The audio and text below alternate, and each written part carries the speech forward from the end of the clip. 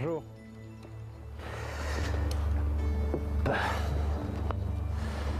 Voilà, je m'appelle Didier Brun et aujourd'hui je vous invite à une partie de pêche assez étonnante, la pêche à la mouche et notamment la mouche de mai. Une canne, quelques mouches et on risque de prendre de très beaux poissons. Aujourd'hui le temps est a priori très beau mais on risque d'avoir quelques averses. Pour l'instant, à la surface de l'eau, il n'y a pas d'éclosion de mouches de mai. Et donc nous allons en profiter pour faire un bref aperçu de l'aspect technique de cette pêche. Et je vais vous présenter la rivière d'abord. Nous sommes ici au bord de l'Iton, qui est une rivière normande de première catégorie. Vous voyez, c'est une rivière de moyenne largeur, assez lente, assez calme, un cadre assez romantique. C'est une rivière qui est composée de trois parties. En aval, vous avez une partie très lente, assez large, une partie très difficile à pêcher, plus spécialement adaptée à une pêche de soir. Dans le milieu, au milieu, là vous avez une petite passerelle en bois qui est ravissante, marque à peu près le milieu du parcours. Les trous sont plus marqués, les poissons sont postés de façon un petit peu plus évidente. Ensuite, nous arrivons au milieu, le fond se diminue un petit peu, les herbiers sont un petit peu plus apparents, comme vous pouvez le voir. Et on arrive en haut du parcours, dans une zone un petit peu plus évidente, je dirais, avec des radiers, avec des herbiers plus marqués, des contre-courants, des courants. Voilà. Alors, la pêche à la mouche de mai. Qu'est-ce que la mouche de mai d'abord? La mouche de mai, eh bien, c'est un insecte aux mœurs assez étonnantes. Voilà, l'éclosion vient d'avoir lieu. J'ai pu attraper 2 mouches de mai. Voici un jeune subimago.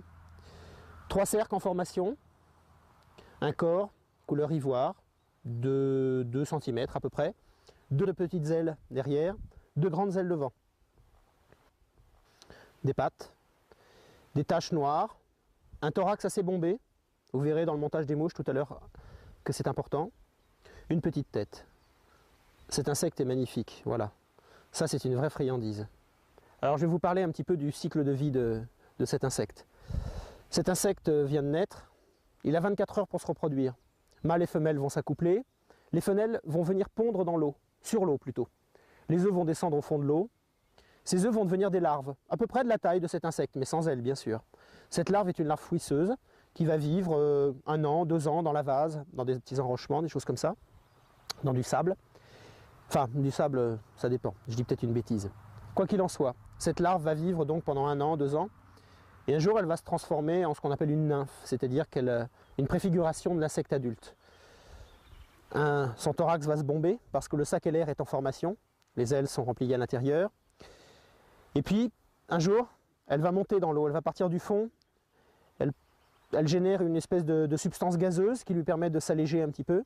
Elle rampe, elle accélère son mouvement à la surface, elle arrive à la surface de l'eau, l'enveloppe du thorax se déchire, les ailes apparaissent. Voilà, l'insecte qui vient de sortir de l'eau.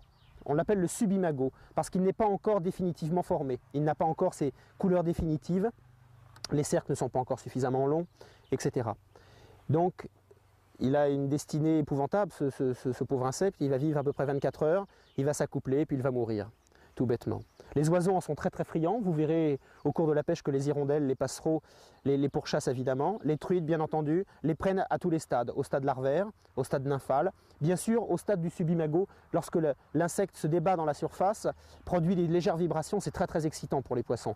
Et aussi au stade spent, comme disent les Anglais, c'est-à-dire que l'insecte est mort, il est vidé de ses œufs, ce sont les femelles généralement, qui dévalent au fil du courant, les ailes étalées, vous voyez les ailes bien étalées à plat, elle a pris à ce moment-là une couleur franchement plus blanche, avec des taches noires plus marquées, voilà, elle est morte, elle a accompli son œuvre, et les truites s'en régalent aussi.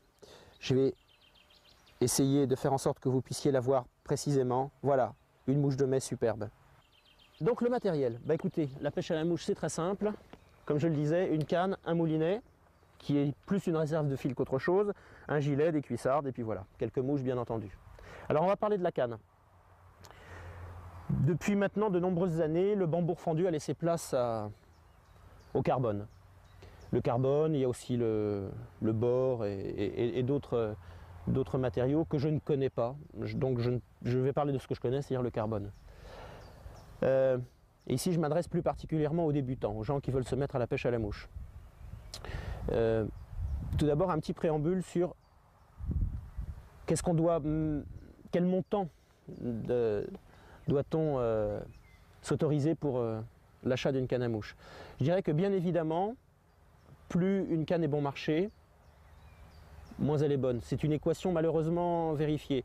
Vous pouvez très bien vous acheter une canne à 400-500 francs, vous prendrez du poisson, hein, probablement, il n'y a pas de problème. Ce n'est pas la canne qui fait le bon pêcheur, hein, ça c'est certain. Mais je dirais que, notamment pour débuter, je vous conseille vraiment d'acheter une canne de bonne qualité, sans acheter forcément une canne de grande classe, mais d'investir un minimum d'argent dans une canne qui va vous permettre de lancer, qui ne vous donnera pas de défaut. Et puis aussi une canne qui va vous permettre de ramener des poissons, parfois sur des fils très fins. Une canne qui va devenir un partenaire. Vous voyez cette canne qui est encore en excellent état, je l'ai je crois depuis 12, 13, 14 ans, je ne sais plus exactement. Elle est vraiment parfaite, elle est impeccable. C'est une canne qui vaut un certain prix, c'est certain. Mais je dirais que mon investissement est vraiment rentabilisé en rapport argent-passion, il n'y a pas de problème. C'est une canne de 10 pieds. Je vous expliquerai, on va parler de la taille des cannes plus tard. C'est une canne de 10 pieds, soit de 5. Parfaite, c'est une canne américaine. Mais les Américains ne sont pas les seuls à fabriquer des bonnes cannes. Les Français font de très très bonnes cannes, d'excellentes cannes. Alors, que faut-il faire pour acheter une canne à mouche, pour acheter sa première canne à mouche? Je crois que vous avez tout intérêt à vous rendre chez un détaillant d'articles de pêche qui sait pêcher à la mouche. Je crois que seul quelqu'un qui a déjà pêché à la mouche saura vous conseiller. Une canne, ça ne s'achète pas uniquement comme ça, en la regardant, c'est joli, le vernis est joli, les ligatures sont belles, en la secouant comme un... Ça ne sert à rien. Vous pouvez secouer n'importe quelle canne, à moins d'être vraiment un professionnel de la fabrication des cannes, vous ne vous rendrez absolument pas compte de ce qu'elle donne. Notamment, dans le magasin, vous n'avez pas le moulinet dessus, ni la soie dessus. Si vous avez l'occasion d'essayer des soies ou de voir des démonstrations, n'hésitez pas, demandez conseil à des amis, mais tenez compte de votre morphologie, de votre caractère. Moi, je suis par exemple quelqu'un d'assez grand, d'assez nerveux, j'ai besoin d'une canne a priori assez grande, assez nerveuse. La longueur de la canne pour pêcher à la mouche de mai, 10 pieds c'est très grand, 10 pieds ça fait un peu plus de 3 mètres. 10 pieds c'est assez grand parce que cette rivière, sur le bas notamment, est assez large et en Normandie il y a souvent beaucoup de vent. Et j'ai besoin d'une canne relativement puissante, quoiqu'elle est assez fine finalement, puisque je lance une soie de 5, ce qui est quand même relativement fin. 10 pieds me paraît une bonne longueur. J'ai une autre canne aussi qui fait 9 pieds et demi. Je dirais qu'une canne qui se situe entre 9 pieds et 10 pieds est une très bonne canne pour pêcher à la mouche de mai. La mouche de mai est assez grosse. On utilise des racines, des pointes de bas de ligne assez denses quand même, puisqu'on est en 17-20 centièmes à peu près. Bon, elle est entre 15 et 20 centièmes. Donc voilà, ça c'est, je dirais, qu'une très bonne canne pour pêcher à la mouche de mai. Le moulinet, moi j'ai un seul amour pour les moulinets, c'est les moulinets manuels démultipliés. Démultipliés, manuels, d'abord parce que c'est une manivelle, tout bêtement. C'est pas un moulinet automatique, que je trouve un très bon outil pour d'autres pêches, mais en l'occurrence pour celle-ci, je préfère vraiment le moulinet manuel. Démultiplié parce que ça me permet de ramener la soie plus rapidement. Je vous conseille le manuel démultiplié au manuel simple parce que c'est plus sympa de ramener sa soie en 2 secondes plutôt qu'en 15 secondes. Voilà, très simple. En ce qui me concerne, je suis droitier, pourtant je le monte comme un gaucher, c'est-à-dire que je mets la manivelle en moulinant de la main gauche. Ordinairement, vous verrez que la plupart des pêcheurs à la mouche montent leur moulinet à l'inverse. C'est-à-dire qu'ils lancent de la main droite, ils changent de main quand ils prennent la canne, ils ramènent et moulinent de la main droite. J'ai jamais compris pourquoi. Il paraît-il parce qu'on s'accroche la soie, moi ça m'est jamais arrivé. Donc je vous conseille, main droite sur la canne, moulinet main gauche. Vous verrez que lorsqu'on pêchera dans des endroits assez branchus, où il faudra ramener la soie souvent en combattant le poisson, ça ne sera pas plus mal. La soie, soit naturelle ou soit artificielle, soit synthétique, pardon. En l'occurrence, si vous débutez, une soie synthétique est parfaite. Soie flottante. Je pense qu'une soie de 5 sera très bien, probablement une soie de 6 peut-être si vous débutez. Je vous conseille d'acheter des soies d'été, c'est-à-dire que ce sont des soies à double fuseau, c'est-à-dire que votre soie part en queue de rat, elle est fine, elle a un centre plus épais, elle redevient fine. Vous usez une pointe, hop, vous retournez, vous avez une autre pointe. Certains marchands ou pêcheurs vous conseilleront des soies fuseau décalées, fins, assez rapidement épais, et puis fin. Voilà, ce qui est avec le poids de la soie plus en avant. Ça vous permet de lancer plus vite. Malheureusement, moi je suis quelqu'un qui aime pêcher avec précision, mais aussi avec douceur. Et je considère que ce genre de soie m'empêche de réaliser mes objectifs à ce niveau-là. Voilà. Le baddling. Alors le baddling, on a deux options. Voilà, je sors un peu de soie. Et voilà. Vous avez les baddlings du commerce, monobrun, qui partent en queue de rat aussi, partent par exemple de 40 centièmes et qui aboutissent à, admettons, 16 centièmes. Ces baddlings sont excellents. Je ne suis sponsorisé par personne, donc moi j'ai acheté ça parce que j'aime bien le fil platil. Malheureusement, j'en achète toujours, j'en ai toujours un ou deux parce que dans le noir, dans le coup du soir, ça me permet de réagir assez rapidement si jamais je casse. Mais je trouve que je ne suis pas vraiment satisfait parce que, bien sûr, ces baddlings sont sans nœud. Malheureusement, quand on est débutant, on casse régulièrement son baddling, même après d'ailleurs, vous le verrez certainement aujourd'hui. Et si vous n'avez pas vraiment l'œil, si vous n'avez pas vraiment l'habitude, vous ne saurez pas exactement où vous avez cassé, à quel niveau de diamètre. Il faudra vous raccorder une autre section de fil. Ou alors vous devrez changer complètement vos baddlings, c'est quand même assez onéreux. Donc moi finalement, j'ai ça, puis il vous faudra aussi des baddlings en bobine, du fil en bobine. Donc je préfère avoir des bobines de fil, et puis je monte mes baddlings moi-même. Alors, pour pêcher au bout d'une soie de 5, j'ai fait les choses bien. J'ai amené un petit papier pour vous montrer. Le baddling en soi est quelque chose qui fait couler beaucoup d'encre. Moi j'ai toujours le même baddling, que je pêche à la mouche, de mai ou à autre chose, j'ai toujours la même chose. Parce que je pêche souvent dans des conditions assez difficiles, avec pas mal de vent, il peut pleuvoir. Bon, enfin bref, voilà. Alors je vais vous montrer. Parce que j'ai fait ça parce que le fil se voit peut-être pas très bien à l'image. J'ai 1 mètre de 40 centièmes au bout de ma soie de 5, 50 cm de 35 centièmes, 30 cm de 30 centièmes, 30 cm de 25 centièmes, 30 cm de 20 centièmes, et soit, tout dépend des conditions de la lumière, 1 mètre de 17 centièmes ou 40 cm de 17 centièmes et 60 cm de 15 centièmes. Bon, maintenant nous allons aborder le chapitre qui a fait couler le plus d'encre dans les journaux de pêche. Je vais parler du choix de la mouche. Voilà, nous avons vu tout à l'heure les différents stades de la vie de l'insecte, et il me semble qu'il est fondamental de connaître les stades de la vie de l'insecte pour comprendre les comportements du poisson et savoir quelle mouche choisir. Toutes les théories sont valables. Vous ferez votre propre expérience. J'ai fait la mienne et je crois qu'aucun pêcheur n'est vraiment d'accord avec les autres. Quoi qu'il en soit, nous avons vu que la larve de mouche de mai vivait au fond de l'eau. Ça peut être représenté par cette mouche que j'ai montée avec un sac pas LR justement, un thorax fait en fibre de pan, un corps mélange de phoque et de laine d'agneau, 3 cercles. Ça doit être monté sur un hameçon de 12 si je ne dis pas d'ânerie. Cette larve évolue, grandit, elle devient adulte. Elle s'élève pour aller vers la surface, devenir un insecte. Les pattes s'allongent, le thorax se bombe un petit peu, le corps toujours représente à peu près pareil. 3 cercles qui sont masqués par la pince. Voilà, cette mouche va pêcher dans le film de l'eau. On peut passer au stade immédiatement suivant. La mouche commence à développer des ailes, un espèce de fouillis, elle bouge beaucoup, c'est un espèce de brouhaha au ras de la surface. Ça, c'est une mouche qui s'appelle la lévrière par exemple, excellente mouche. Voilà. L'insecte arrive en surface, il commence à développer ses ailes. C'est le subimago. Il passe du stade de la nymphe au subimago. Ça, c'est une mouche que j'aime beaucoup utiliser, c'est une mouche que j'ai montée moi-même, que j'ai vraiment adaptée. Vous voyez, c'est un montage en palmaire avec un hacle que j'ai teint, un hacle gris passé dans l'acide picrique, un hacle dun légèrement plus clair passé aussi dans l'acide picrique. Oh là. J'aime beaucoup cette mouche, pourquoi? Elle est simple, elle flotte très bien, et surtout elle a des léons à hacles.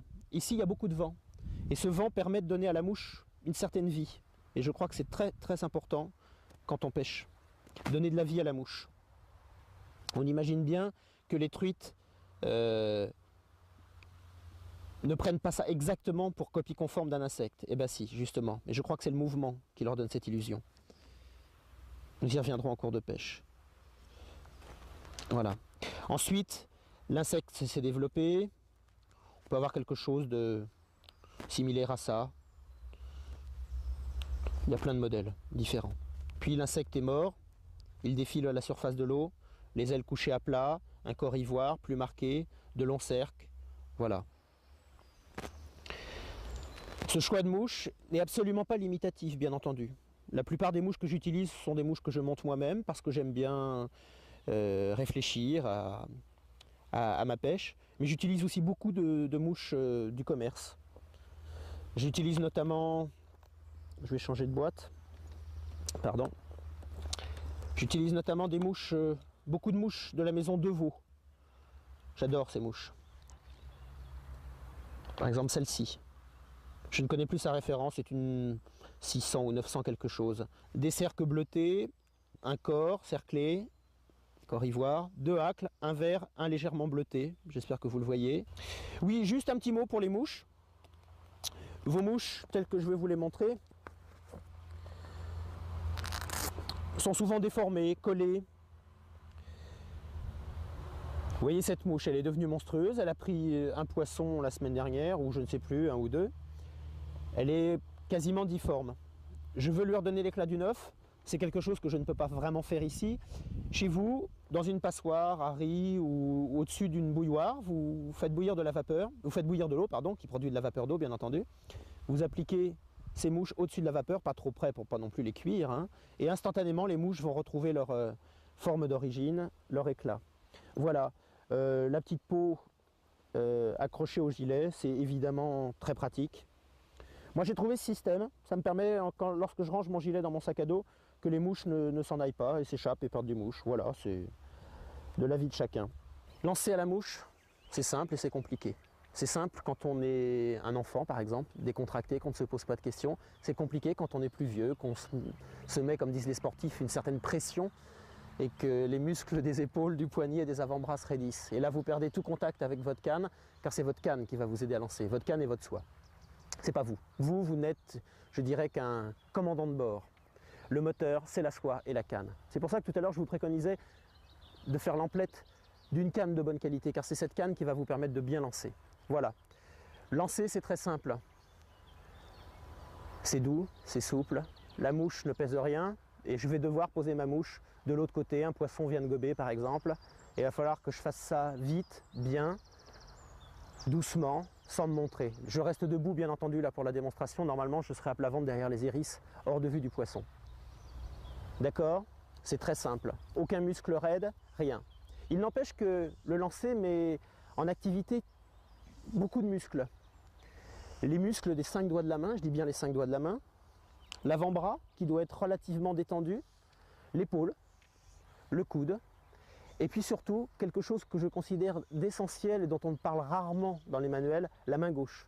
C'est la main gauche qui va donner de la vitesse à votre soie lors de votre lancer arrière. Or, il y a quelque chose de fondamental dans le lancer de la mouche. Votre lancer arrière conditionne complètement votre lancer avant. Si vous avez un mauvais lancer arrière, votre lancer avant sera déplorable. J'ai essayé de faire un mauvais lancer arrière, hop, voilà, mon lancer avant est catastrophique.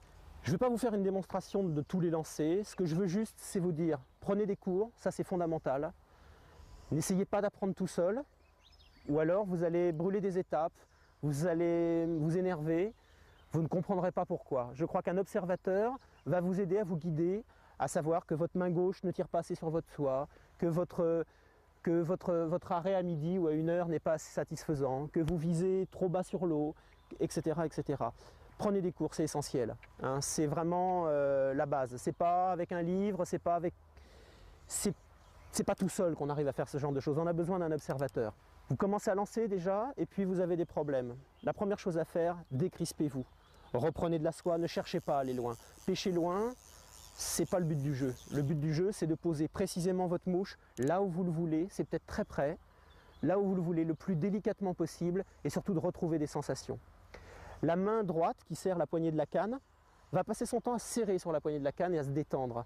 Et surtout, elle joue un rôle de perception. C'est elle qui sent le bout de la canne. Je ne regarde pas jamais m'asseoir en arrière, je ne regarde pas le haut de ma canne, sauf pour vérifier qu'il n'y a pas d'arbre derrière moi.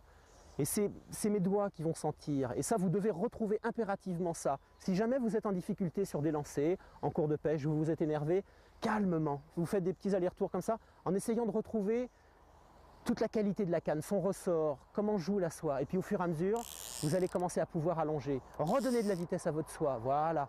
Et puis n'hésitez pas, calmement. Voilà. Vous allez retrouver un lancer relativement rectiligne, doux. Voilà. C'est tout bête, hein. Ce qu'il faut savoir, c'est donner de la vitesse à la soie pour qu'elle agisse sur la canne qui permet de travailler. Voilà. On va s'arrêter là pour le lancer et je crois qu'on va commencer à pêcher.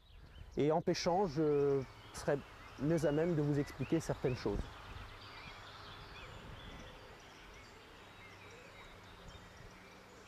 Nous allons commencer la pêche à proprement parler. À 12 mètres au-dessus de moi, sur le long de la rive, vous voyez un bosquet avec des petites fleurs blanches. Je crois que c'est un sureau si je ne dis pas de bêtises. Il me semble qu'une truite est juste dessous. Je l'ai vu gober une fois. Je sais qu'ici il y a de belles pièces, mais qui sont très craintives parce qu'elles sont très souvent pêchées, remises à l'eau, et du coup elles ont vraiment une grande habitude de se faire prendre. Elles n'aiment pas du tout ça. Depuis que je suis rentré dans l'eau, j'ai essayé de rentrer dans l'eau le plus doucement possible. Elle n'est pas remontée. Aucune mouche de mai est passée dans sa fenêtre. Des petites grises sont passées, mais pas de mouche de mai. Je vais donc essayer de lui présenter une mouche au ras de l'arbre et essayer de la décider. Mais il est fort probable que cette mouche soit très difficile à prendre. En ce qui concerne le lancer, vous voyez, je ne suis vraiment pas loin. Je vais donc m'appliquer à lancer le plus précisément possible et surtout le plus délicatement possible. C'est une mise en application de ce que je disais tout à l'heure sur le lancer, à savoir qu'il n'y a pas besoin de lancer loin. Je suis rentré dans l'eau, je me suis mis à 12 mètres. J'aurais pu me mettre plus loin, malheureusement je ne peux pas. Derrière moi, il y a un saule qui m'empêche absolument. Oh, un superbe gobage, juste là.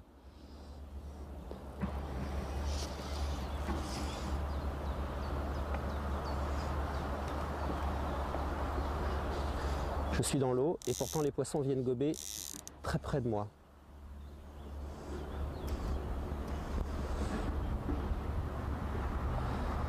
Bon, de toute façon, ce n'était pas le poisson que je souhaitais obtenir. Je vais donc m'appliquer à poser ma mouche près du sureau.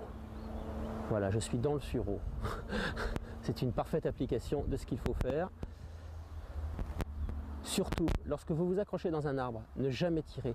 La force du courant suffit juste à décrocher votre mouche. Si vous tirez, vous êtes accroché.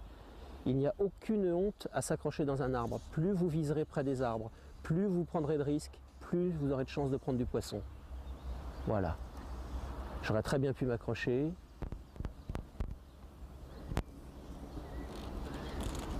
Celui qui ne perd jamais de mouche, c'est celui qui ne prend jamais de poisson. Perdre une mouche n'a rien de honteux. Allez, je recommence. Hop, la mouche tombe naturellement de l'arbre. Je crains malheureusement que ce poisson ait quitté son poste depuis quelque temps.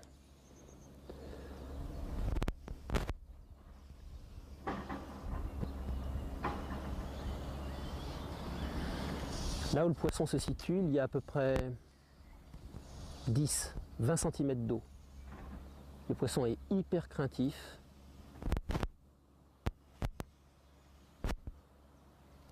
Ne sachant pas exactement où la truite se situe, je prospecte.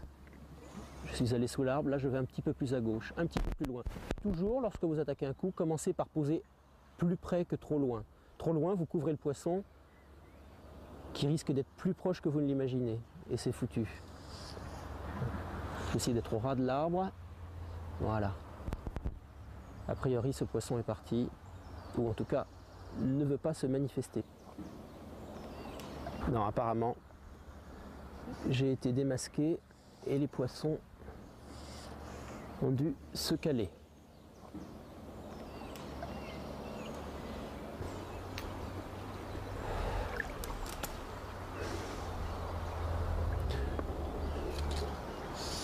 J'ai un petit peu pêché à l'instinct et j'ai pas prévenu Voilà, j'ai accroché une très belle fario en face. J'ai vu un gobage lorsque j'attaquais, enfin du moins je l'ai entendu, lorsque j'attaquais le poisson sous le sureau. Et finalement, vous voyez, une jolie petite fario qui doit avoisiner ses 35 cm à peu près, à mon avis. Voilà, elle a pris ma mouche au premier passage. Vous n'avez pas pu le voir à l'image. J'ai posé ma mouche, ne sachant pas exactement où se trouvait la truite, j'ai repéré le gobage à l'oreille. J'ai posé la mouche dans une fenêtre, disons, de 5 mètres sur 5. Un lancer précis dans la mesure où je voulais poser ma mouche là, mais je ne savais pas exactement où était la mouche. En plus, c'est en aval de moi. J'ai donc posé la mouche et délicatement, j'ai animé ma mouche très légèrement pour donner à ma mouche un petit peu d'activité, comme si c'était un subimago en train d'éclore à la surface. Oui, c'est un très joli poisson. Pas énorme, mais très beau poisson. Une très belle truite. Voilà. Doucement, elle s'est fatiguée, sans brutalité. Je l'amène à l'épuisette. Elle est dans l'épuisette. Voilà. C'est le premier passage. Le premier passage qui compte. La délicatesse du posé, c'est un lancer assez difficile parce qu'en fait je suis dans l'eau, les herbes sont très hautes, derrière il y a des arbres et c'est très difficile de lancer, surtout de poser correctement. Voilà, regardez. Je vais poser ma canne et vous présenter cette première truite de la journée qui est vraiment un poisson absolument superbe. Oh, pardon. Je voudrais pas trop la maltraiter parce qu'elle va le retourner à l'eau. Vous voyez? Très peu de points rouges, des points noirs. Oh là ma chérie, oh là, oh là. Attends. Alors je crois qu'on va s'installer sur l'herbe pour profiter de ce spectacle. Oh là. Et surtout pour ne pas abîmer le poisson. Pourquoi l'épuisette? Parce que l'épuisette me permet souvent de prendre un poisson alors que j'ai les mains encore sèches. Et je voudrais en parler tout de suite. Des mains sèches sur un poisson, c'est lui donner des maladies systématiquement. C'est très mauvais, vous lui enlevez du mucus, c'est très mauvais. Donc mouillez-vous toujours les mains avant de toucher un poisson, au besoin au bord du filet de l'épuisette. Là il vient de pleuvoir, donc l'herbe mouillée sera parfaite pour elle. Je vais la poser délicatement. Voilà, je vais décrocher la mouche. Oui, voilà, je mets un ardillon très fin. Pardon. Voilà. Première chose, nous allons la mesurer. Un petit mètre de couturière, un petit mètre à ruban, monté sur un petit ressort qui rentre tout seul. On mesure à partir de l'échancrure de la queue jusqu'au bout du museau. Voilà, 34 cm. Attendez, soyons très précis. Non, en fait 35. 34-35. Voilà. Je connais bien mes truites, en la prenant, je disais qu'elle faisait 35. Il n'y a aucune tricherie. Regardez, une robe superbe, une nageoire adipeuse légèrement orangée, magnifique. Une nageoire anale bordée de blanc, superbe. Quelques points rouges. Ce sont des truites assez différentes, des truites par exemple des rivières auvergnates, par exemple, qui sont très foncées avec des points rouges. Regardez ces couleurs irisées, magnifique, magnifique. Très beau poisson. C'est un poisson qui doit faire 500-600 grammes à peu près. Superbe poisson. On va abréger ses ennuis du jour et nous allons la remettre à l'eau. Quand vous remettez un poisson à l'eau, vous faites tout doucement. Vous ne relâchez pas la truite tout de suite. La truite a besoin de se calmer et de s'oxygéner à nouveau. Donc calmement, vous le posez entre vos jambes et vous le maintenez, comme vous feriez en donnant le bain à votre premier enfant. Très tendrement, très calmement. La truite tout doucement va s'oxygéner. Si vous voyez qu'elle a du mal à reprendre un petit peu vie, tout doucement vous aérez ses ouïes en lui faisant faire des petits mouvements de va-et-vient comme ça. Vous la soulevez à peine, hein, c'est vraiment... Et puis tout doucement, elle va décider qu'elle a envie de partir. Voilà. Elle est un petit peu sonnée, je l'ai laissée un petit peu dehors pour vous la montrer. Elle va mettre quelques instants à s'en remettre. Allez ma belle. Elle s'en va. En général, les poissons restent, hop là, voilà, elle s'en va tout doucement. En général, les poissons restent très près de l'endroit où vous les remettez à l'eau. Ils ont besoin vraiment d'une petite cure de sommeil. Voilà, bah, on va essayer de continuer la pêche. Il y a une certaine difficulté à noyer le badling près de la mouche. Je déteste personnellement que le badling flotte près de la mouche. Je trouve que ça laisse une trace à la surface de l'eau qui, je trouve, parfaitement déplaisante. Je fais un petit peu d'anthropomorphisme, mais j'imagine que les truites n'aiment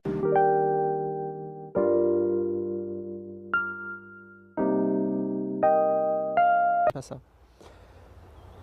Pour ça, on a inventé 2 produits. La nature a inventé un premier produit qui coûte pas cher, c'est la salive. Donc lorsque vous êtes en attente, j'ai vu un gobage il y a à peu près 2 minutes au milieu. Lorsque vous êtes en attente que le poisson remonte, vous ne savez pas exactement où il est, vous attendez, vous observez. C'est pas très élégant, mais vous mettez votre badling, notamment la pointe qui est près de la mouche, vous mettez dans la bouche. Vous le laissez en permanence comme ça. Ça a une action dégraissante, puis ça le maintient humide. Il aura plus de facilité de couler.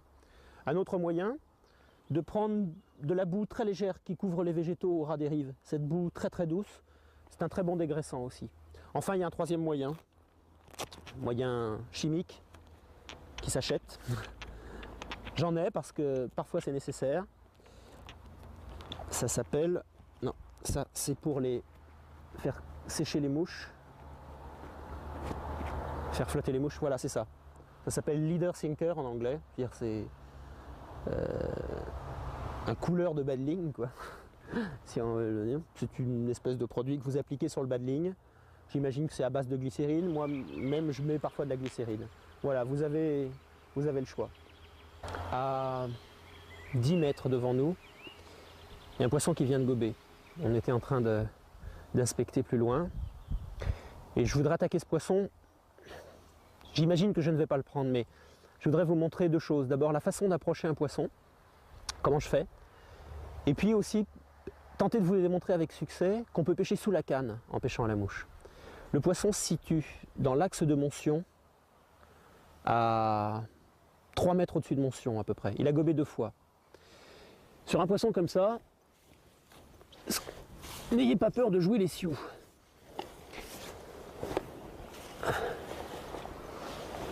Vous avancez tout doucement. Vous comprenez l'utilité d'un gilet qui ferme bien, de ferraille qui ne dépasse pas. Voilà. Quand vous arrivez dans la zone où vous allez rester, surtout, vous attendez. Vous laissez reposer, on ne sait jamais. Le poisson peut être en alerte. Vous sortez suffisamment de soie à la main, comme ça. En fait, sur ce poisson-là, sur ce poisson-là, je vais faire qu'un seul lancer quasiment. Parce que très vite, je vais me prendre dans les herbes du bord et je vais m'accrocher et ça sera fini. Ce que j'espère, c'est au premier passage pouvoir déclencher son attaque. Ça marche ou ça marche pas, c'est un coup de poker.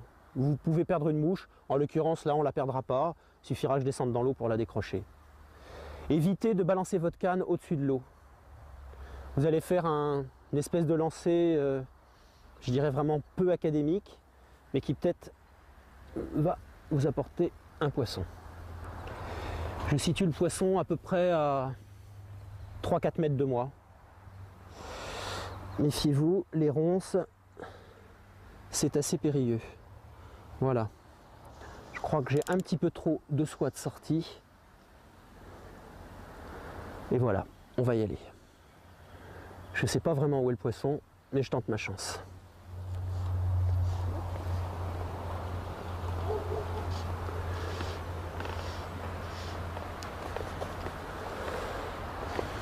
Je ne me suis pas accroché, je vais pouvoir continuer. C'est vraiment une pêche à l'aveugle là. Hein. Vous voyez mon badling, je ne sais pas, j'imagine que vous le voyez mieux que moi. Voilà, je suis accroché. Ça risque d'être fini. Non. Mon badling ne coule pas parfaitement. Ça, j'aime pas ça du tout. C'est probablement une des causes du refus. Je vais essayer un petit peu plus haut.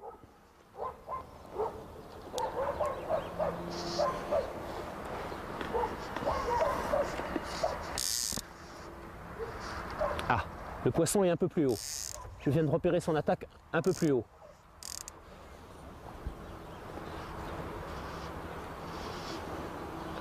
Oh là, il a refusé. Vous l'avez vu?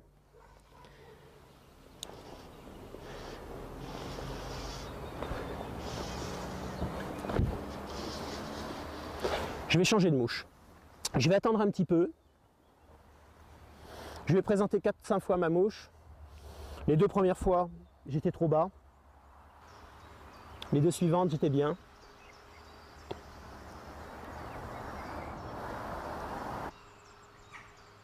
Je viens de changer de mouche.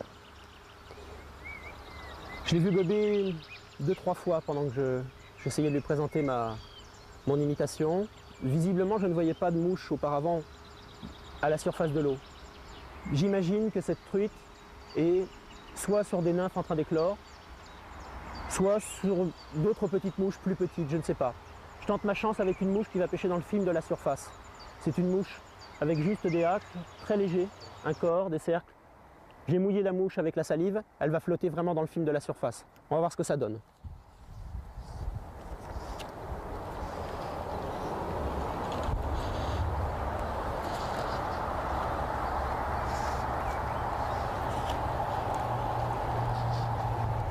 Une truite vient de gober une quinzaine de mètres en face de moi.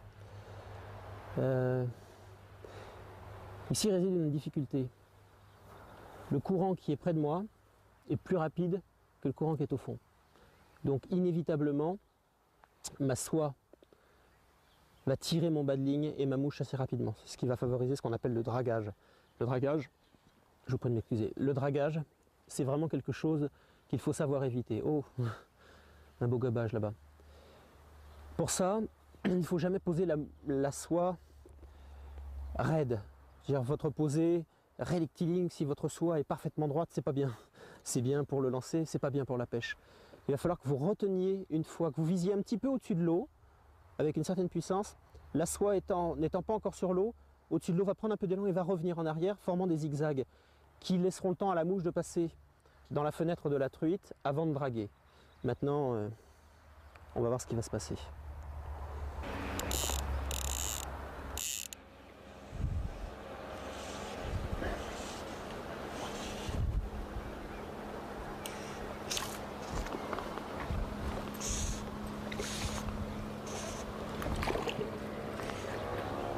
Voilà. J'ai pas parlé parce que j'avais le cœur qui battait, je voulais absolument prendre ce poisson. Très difficile, je l'ai essayé de la berge d'en face, impossible avec le dragage. J'ai mis à peu près un quart d'heure à faire le tour, qu'on peut faire en 2 minutes, mais j'ai mis à peu près un quart d'heure à faire le tour. Tout doucement. Je ne compte plus les piqûres d'ortie sur les mains.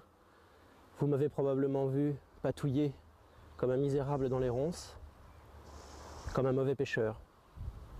Ce qui fait la différence, c'est que moi j'ai su prendre les risques, j'ai su lui présenter la mouche 1 fois, 2 fois, au bon moment, doucement.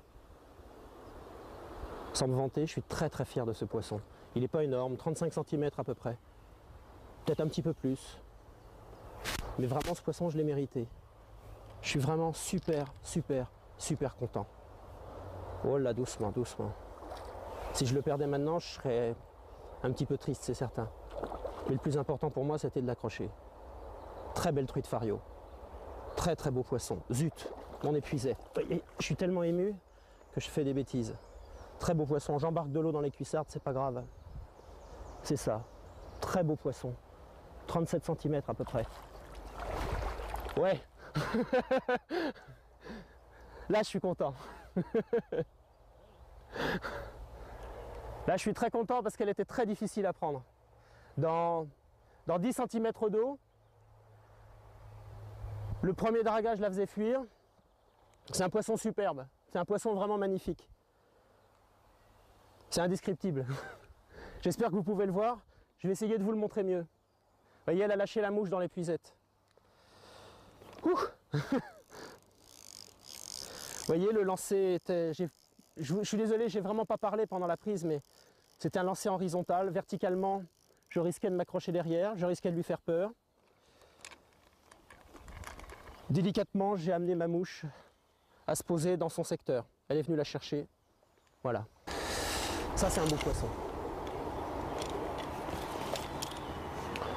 39 cm, c'est un poisson de toute beauté. J'espère que vous le voyez assez bien. Super, on va le remettre à l'eau. Je l'embrasse. Parce que ça, c'était un super poisson. Allez, ma belle. Et voilà. Le poisson a pris au 3e passage. Je crois que c'est une truite qui doit être sensiblement identique à la précédente. Oh là, oh là, oh là, elle s'approche de moi. Visiblement, son gîte est dans ce coin-là.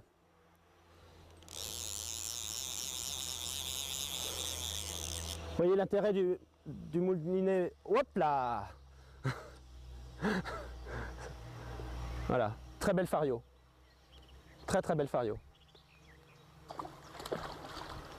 Oh là, j'aime pas trop ça. Quand un poisson saute comme ça, c'est beau pour le spectacle, c'est pas très bon. En général, il peut arriver à se décrocher, à retomber sur le fil, à casser le fil. C'est une truite qui a besoin d'être maniée avec douceur. Je vais essayer de lui sortir la tête de l'eau et je crois que je vais abréger le combat le plus possible. Voilà. Méfiez-vous toujours d'une truite qui commence à vous voir. Elle a peur. Elle peut avoir des réactions soudaines qui peuvent être dramatiques, le mot serait fort, mais du moins... Oh, elle est très mal piquée. Elle est piquée sur le bord. Si je la perds, je ne suis pas étonné. Très doucement. Je vais l'amener très très doucement. Très très doucement au-dessus de moi. Oh, c'est une truite qui doit faire 37 cm à peu près. Et tout doucement, je vais la laisser redescendre dans l'épuisette. C'est fait. Voilà.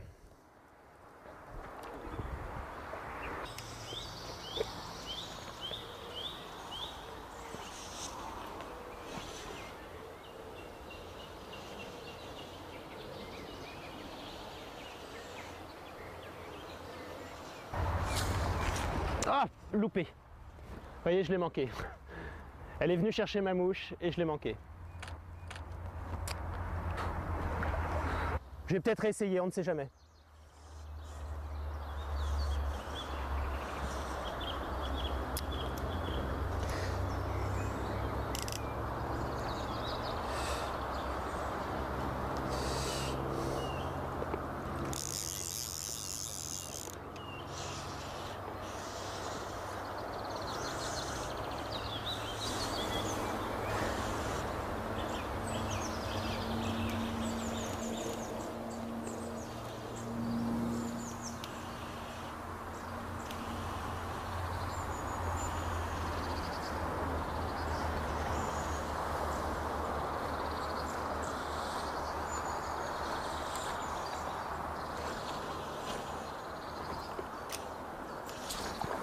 Et voilà.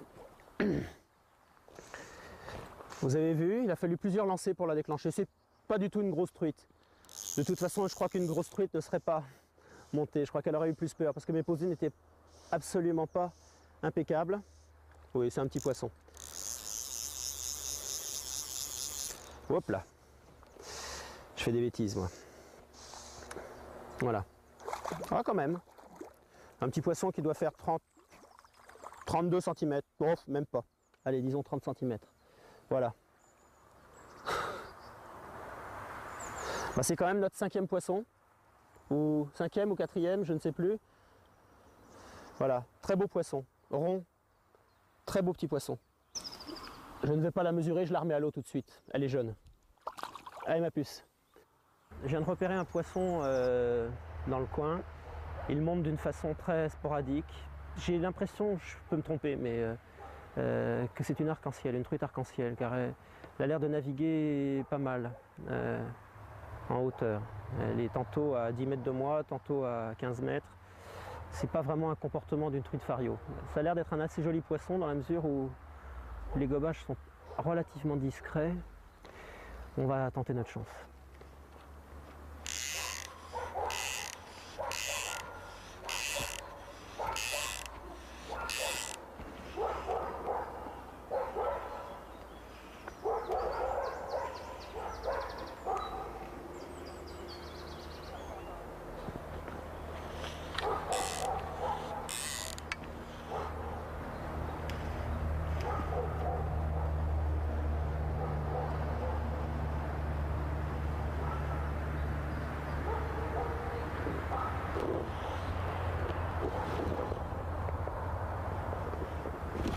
Voilà. Très beau poisson. Très joli poisson. Vous voyez? Non, je pense que c'est une fario d'ailleurs. Je pense pas que ce soit une arc. Voilà. Troisième ou quatrième passage, je ne sais plus. Elle est venue gober ma mouche tranquillement. Je crois que c'est un beau poisson malgré tout. Oh oui, c'est un beau poisson. Très grosse traction. Oh là! Surtout lorsque vous vous bagarrez avec un poisson, enfin j'aime pas trop le mot mais bref, ne soyez pas brutal. Soyez ferme, souple, et c'est là où l'importance d'une canne de qualité joue son rôle. Ah, très très belle fario. Très beau poisson. Sans brutalité. Vous êtes ferme, vous êtes prêt à relâcher du fil en permanence. Le poisson va se fatiguer tout seul. Là, c'est la phase critique. Le poisson se rapproche de moi. Il risque de venir dans mes chaussures. C'est exactement ce qui se passe. Je déteste ça. Voilà. Je lève bien haut la canne. Importance d'une canne de grande taille. Il cherche à rejoindre probablement son abri qui est dans les herbiers là-bas.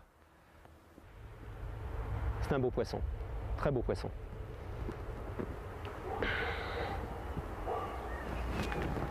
Voilà. Méfiez-vous, lorsque le poisson commence à vous voir, il peut avoir des réactions assez violentes.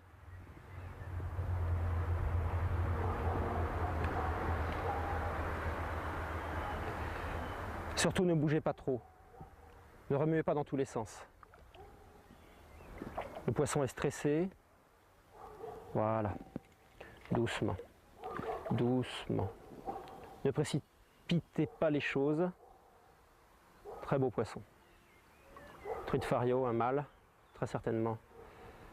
Vu la forme de son bec. Très très beau poisson. Voilà.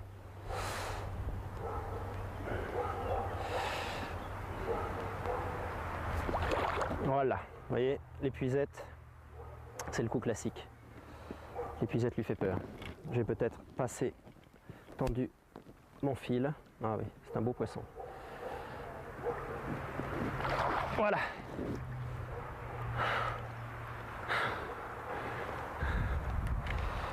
On va voir ça de plus près. Très très beau poisson. Vous voyez? Hop là. Vous voyez, comme les saumons. Le bec qui remonte légèrement. Je crois ne pas dire de bêtises en disant que c'est une truite fario mâle. Nous allons la sortir de l'épuisette. Regardez-moi ça, comme c'est beau. Superbe, n'est-ce pas? Nous allons la mesurer. Du bout du museau à la queue, voilà. C'est une truite de 45 cm. Hop là. Bon, on va remettre ce superbe poisson à l'eau. Voilà, tout doucement. Hop là. Il va reprendre ses esprits. Voilà. Tout doucement. Gardez-la encore un petit peu.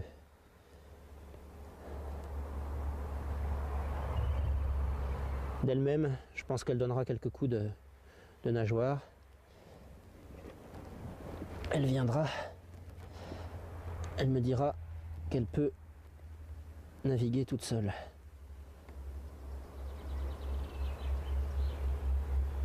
Voilà, elle commence tout doucement à reprendre ses esprits.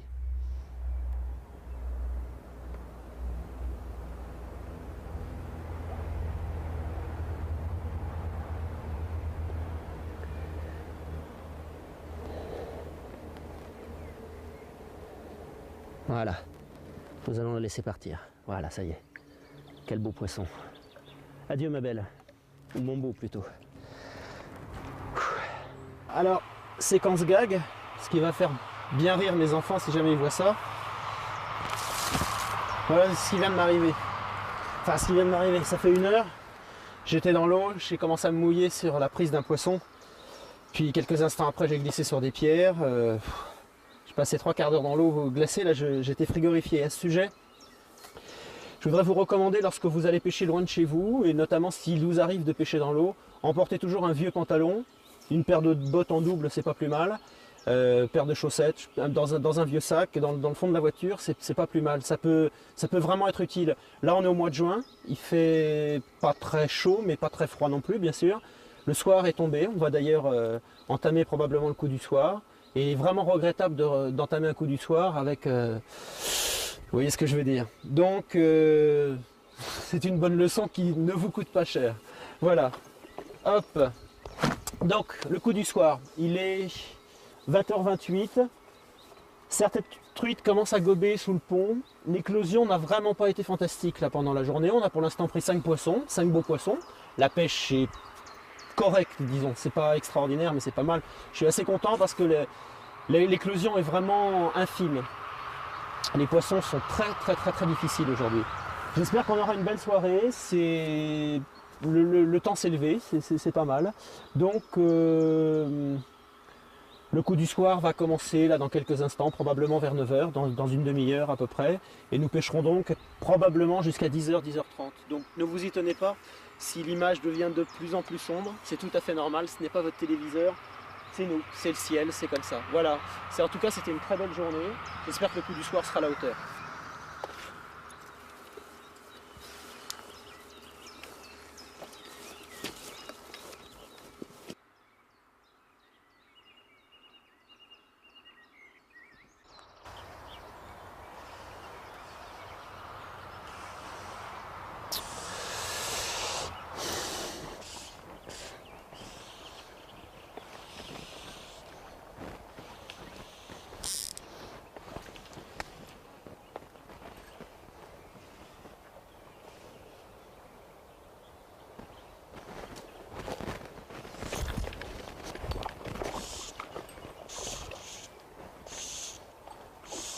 Une petite arc.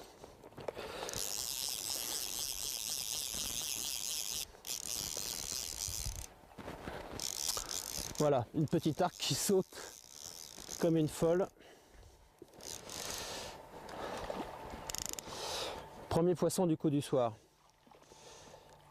Cet après-midi, j'étais monté en 15 centièmes, là je suis en 17 centièmes. Je ne finasse pas, j'ai pas vraiment le temps. Voilà, hop.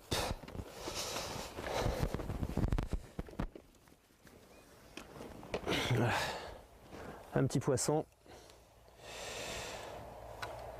qui va tout de suite retourner à l'eau. Hop, hop. Hop. J'ai confondu vitesse et précipitation. Au coup du soir, il faut aller très vite. Tout d'un coup, ça se met tout d'un coup à s'activer.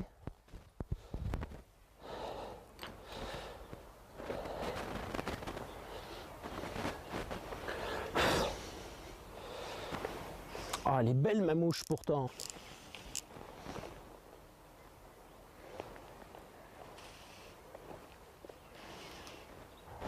Voilà. Oh, c'est encore une petite.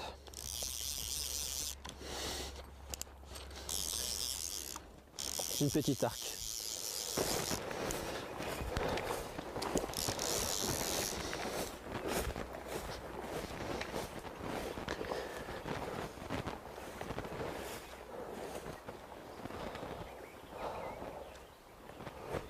Oh là là là là là là là là là,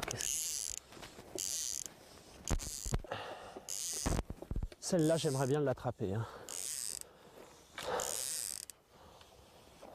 Oh là là.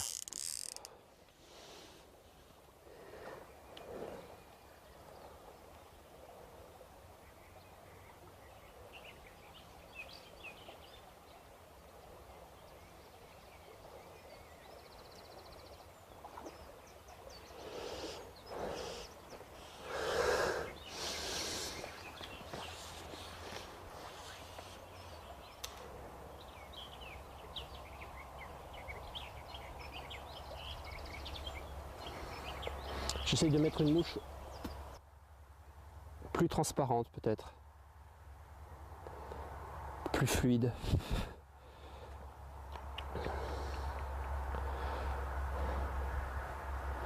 On va voir ce que ça donne.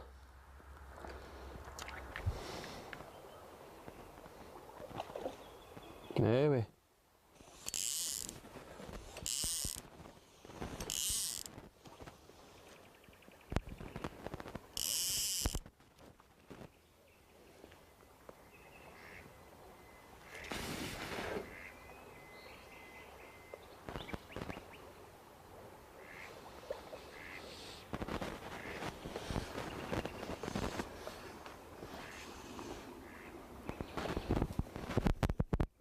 Voilà.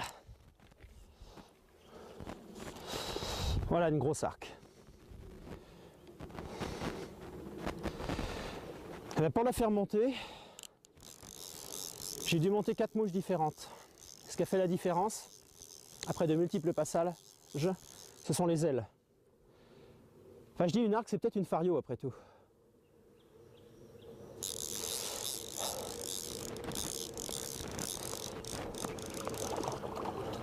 Ah oui, c'est une belle fario. Ah non, c'est une arc. Ah non, c'est une très belle fario. Encore une belle fario. Très joli poisson. Elle vient très rapidement ce soir.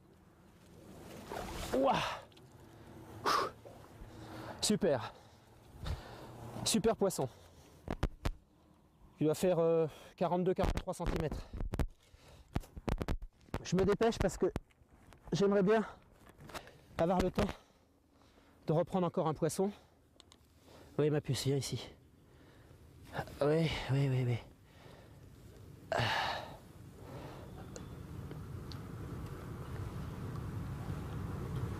Voilà. On va la mesurer.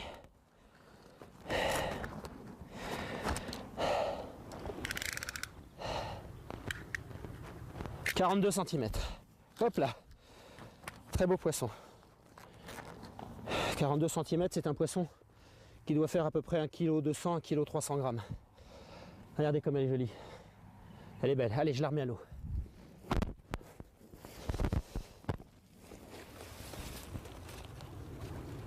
Allez ma puce. Là, on vient de prendre notre 8e poisson, une superbe fario de 42 cm. On va faire un rapide bilan de la journée. Éclosion très très médiocre. Un temps très changeant, vent du nord, vent d'est, vent d'ouest, vraiment des conditions épouvantables pour la pêche. Enfin, c'était une très bonne journée par ailleurs. On a pris 8 poissons, 8 truites, fario, une de 31 si je dis pas d'ânerie, une de 37, 39, 40, 42, 48, non pas 48, 45 et 2 petites arcs-en-ciel. On va essayer de finir sur un dernier poisson. C'était une belle journée, j'espère que ça vous a donné envie de pêcher à la mouche. Pêcher à la mouche, c'est une pêche sublime, c'est une pêche que je qualifierais de romantique. On n'a presque rien, il y a le geste, il y a le silence, il y a les oiseaux, la beauté de l'endroit. Il faut se faire très discret, c'est une grande leçon d'humilité.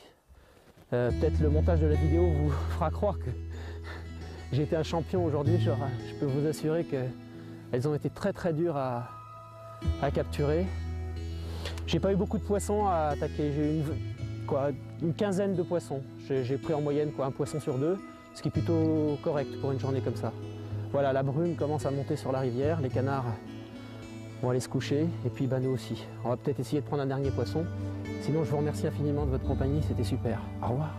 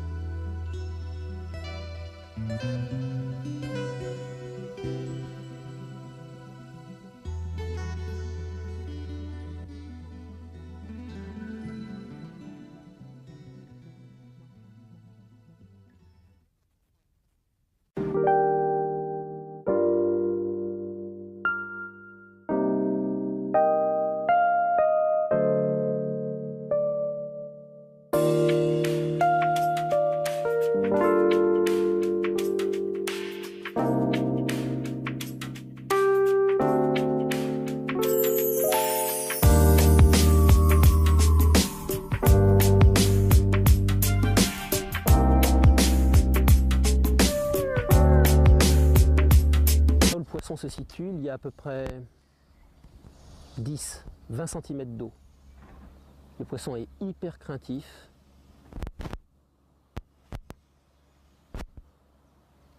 Ne sachant pas exactement où la truite se situe, je prospecte. Je suis allé sous l'arbre, là je vais un petit peu plus à gauche, un petit peu plus loin. Toujours lorsque vous attaquez un coup, commencez par poser plus près que trop loin. Trop loin, vous couvrez le poisson qui risque d'être plus proche que vous ne l'imaginez. Et c'est foutu. J'essaie d'être au ras de l'arbre. Voilà. A priori, ce poisson est parti, ou en tout cas, ne veut pas se manifester. Non, apparemment, j'ai été démasqué et les poissons ont dû se caler.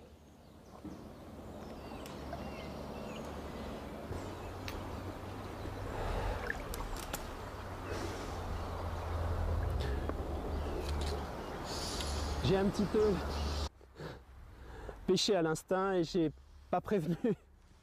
Voilà, j'ai accroché une très belle fario en face. J'ai vu un gobage lorsque j'attaquais, enfin du moins je l'ai entendu, lorsque j'attaquais le poisson sous le sureau. Et finalement, vous voyez, une jolie petite fario qui doit avoisiner ses 35 cm à peu près, à mon avis. Voilà, elle a pris ma mouche au premier passage. Vous n'avez pas pu le voir à l'image. J'ai posé ma mouche, ne sachant pas exactement où se trouvait la truite, j'ai repéré le gobage à l'oreille. J'ai posé la mouche dans une fenêtre, disons, de 5 mètres sur 5. Un lancer précis dans la mesure où je voulais poser ma mouche là, mais je ne savais pas exactement où était la mouche. En plus, c'est en aval de moi. J'ai donc posé la mouche et délicatement, j'ai animé ma mouche très très légèrement pour donner à ma mouche un petit peu d'activité, comme si c'était un subimago en train d'éclore à la surface. Oui, c'est un très joli poisson. Pas énorme, mais très très beau poisson. Une très belle truite. Voilà. Doucement, elle s'est fatiguée, sans brutalité. Je l'amène à l'épuisette. Elle est dans l'épuisette. Voilà. C'est le premier passage. Le premier passage qui compte. La délicatesse du posé, c'est un lancer assez difficile parce qu'en fait je suis dans l'eau. Les herbes sont très hautes, derrière il y a des arbres et c'est très très difficile de lancer, surtout de poser correctement. Voilà, regardez, je vais poser ma canne et vous présenter cette première truite de la journée qui est vraiment un poisson absolument superbe. Oh, pardon, je ne voudrais pas trop quatrième passage, je ne sais plus. Elle est venue gober ma mouche tranquillement. Je crois que c'est un beau poisson malgré tout. Oh oui, c'est un beau poisson. Très grosse traction. Oh là! Surtout lorsque vous vous bagarrez avec un poisson, enfin j'aime pas trop le mot mais bref, ne soyez pas brutal. Soyez ferme, souple, et c'est là où l'importance d'une canne de qualité joue son rôle. Ah, très très belle fario. Très beau poisson. Sans brutalité. Vous êtes ferme, vous êtes prêt à relâcher du fil en permanence. Le poisson va se fatiguer tout seul.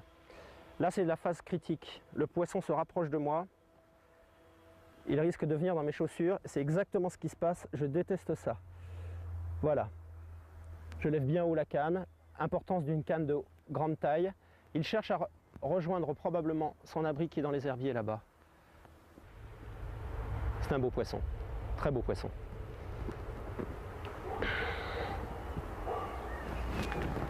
Voilà. Méfiez-vous, lorsque le poisson commence à vous voir,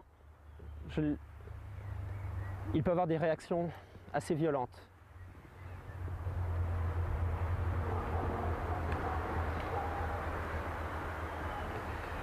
Surtout ne bougez pas trop. Ne remuez pas dans tous les sens. Le poisson est stressé. Voilà. Doucement. Doucement. Ne précipitez pas les choses. Très beau poisson. Truite fario, un mâle, très certainement. Vu la forme de son bec. Très très beau poisson. Voilà.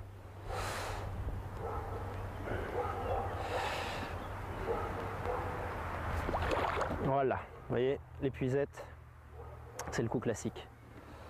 L'épuisette lui fait peur. J'ai peut-être passé, tendu mon fil. Ah oui, c'est un beau poisson. Voilà.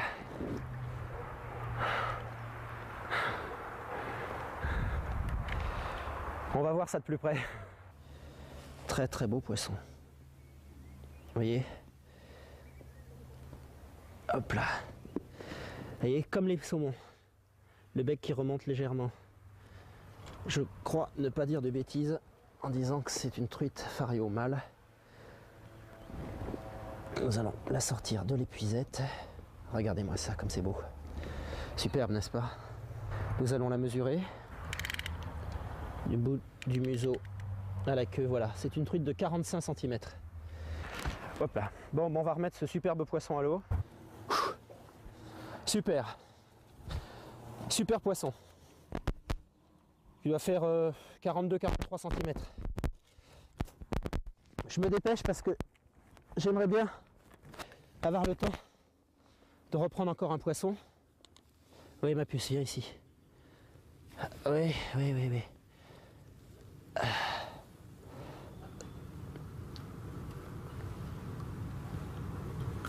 Voilà. On va la mesurer.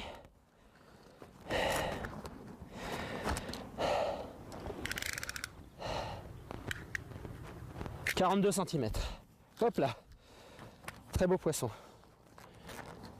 42 cm, c'est un poisson qui doit faire à peu près 1,2 kg, 1,3 kg. Regardez comme elle est jolie. Elle est belle. Allez, je la remets à l'eau.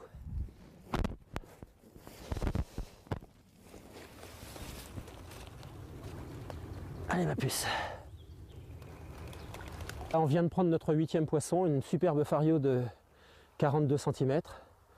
On va faire un rapide bilan de la journée. Éclosion très médiocre. Un temps très changeant, vent du nord, vent d'est, vent d'ouest, vraiment des conditions épouvantables pour la pêche. C'était une très bonne journée par ailleurs. On a pris 8 poissons, 8 truites, fario, une de 31 si je dis pas d'ânerie, une de 37, 39, 40, 42, 48, non pas 48, 45 et 2 petites arcs-en-ciel. On va essayer de finir sur un dernier poisson.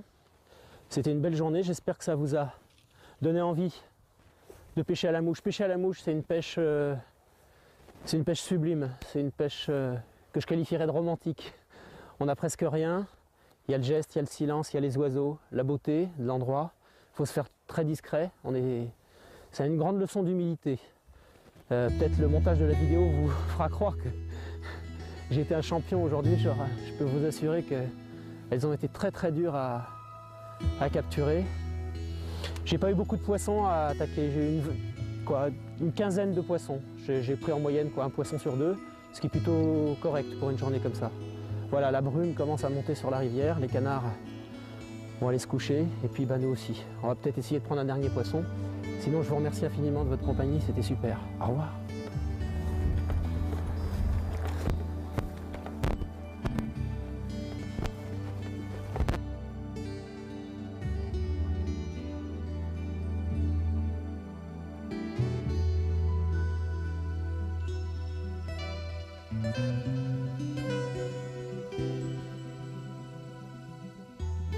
Donnant le bain à votre premier enfant, très tendrement, très calmement.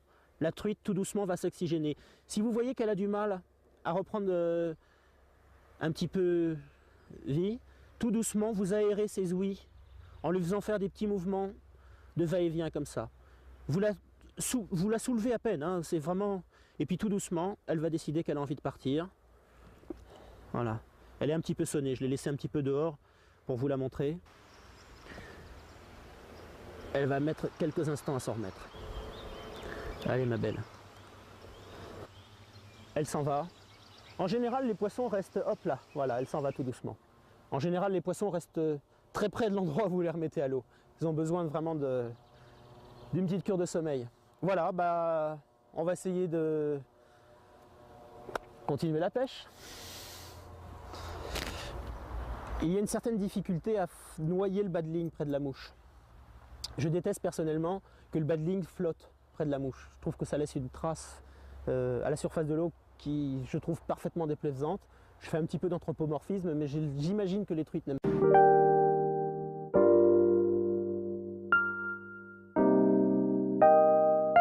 pas ça. Pour ça, on a inventé 2 produits. La nature a inventé un premier produit qui coûte pas cher, c'est la salive. Donc lorsque vous êtes en attente, j'ai vu un gobage il y a à peu près 2 minutes au milieu. Lorsque vous êtes en attente que le poisson remonte, vous ne savez pas exactement où il est, vous attendez, vous observez. C'est pas très élégant, mais vous mettez votre badling, notamment la pointe qui est près de la mouche, vous mettez dans la bouche. Vous le laissez en permanence comme ça. Ça a une action dégraissante, puis ça le maintient humide. Il aura plus de facilité de couler. Un autre moyen, de prendre de la boue très légère qui couvre les végétaux au ras des rives. Cette boue très très douce, c'est un très bon dégraissant aussi. Enfin, il y a un troisième moyen chimique qui s'achète. J'en ai parce que parfois c'est nécessaire. Ça s'appelle... Non, ça c'est pour faire sécher les mouches. Faire flotter les mouches, voilà c'est ça. Ça s'appelle Leader Sinker en anglais. C'est un couleur de badling, quoi. Si on veut le dire. C'est une espèce de produit que vous appliquez sur le badling. J'imagine que c'est à base de glycérine. Moi-même, je mets parfois de la glycérine. Voilà, vous avez le choix. À 10 mètres devant nous, il y a un poisson qui vient de gober. On était en train d'inspecter plus loin. Et je voudrais attaquer ce poisson. J'imagine que je ne vais pas le prendre, mais je voudrais vous montrer deux choses. D'abord, la façon d'approcher un poisson. Comment je fais?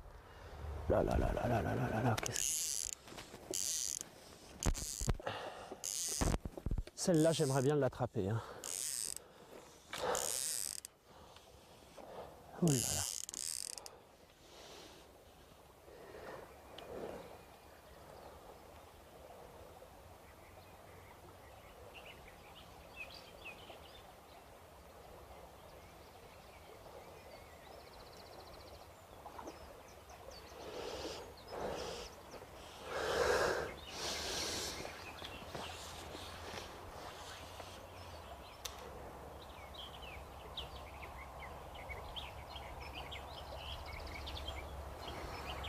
J'essaye de mettre une mouche plus transparente peut-être, plus fluide.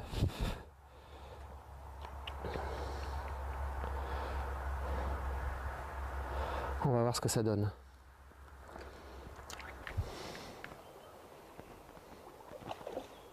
Eh oui.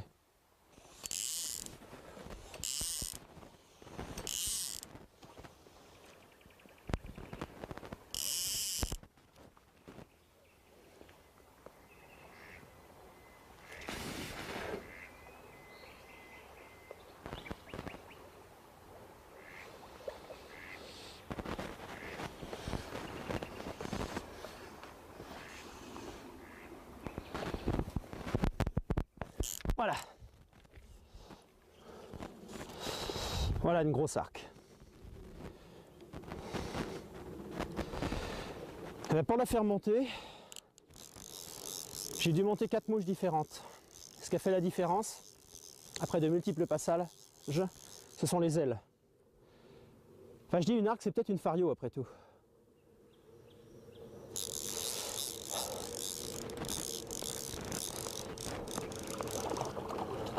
Ah oui, c'est une belle fario.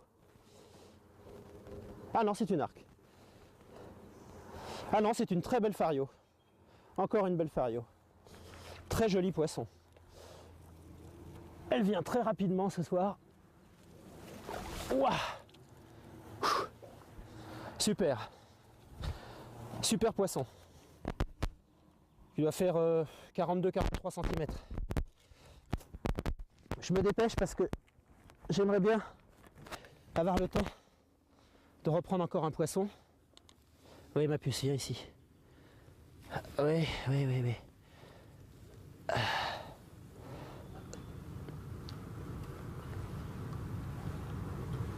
Voilà. On va la mesurer.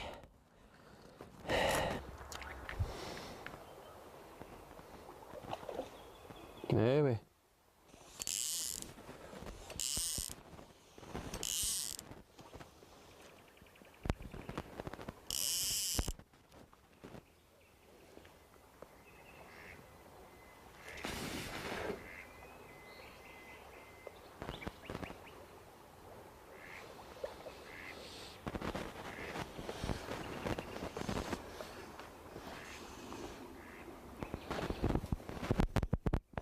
Voilà.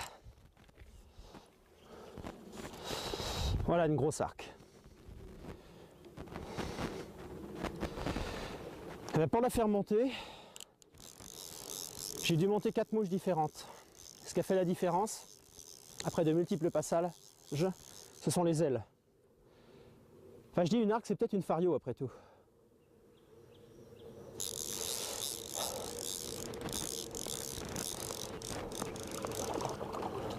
Ah oui, c'est une belle fario. Ah non, c'est une arc. Ah non, c'est une très belle fario. Encore une belle fario. Très joli poisson.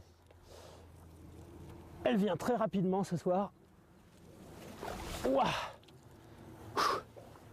Super. Super poisson. Il doit faire 42-43 cm. Je me dépêche parce que j'aimerais bien avoir le temps de reprendre encore un poisson. Oui, ma puce, viens ici. Oui.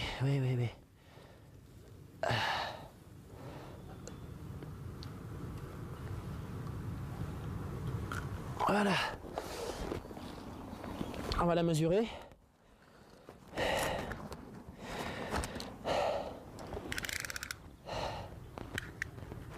« 42 cm. Hop là. Très beau poisson. 42 cm, c'est un poisson qui doit faire à peu près 1,2 kg, 1,3 kg. Regardez comme elle est jolie. Elle est belle. Allez, je la remets à l'eau.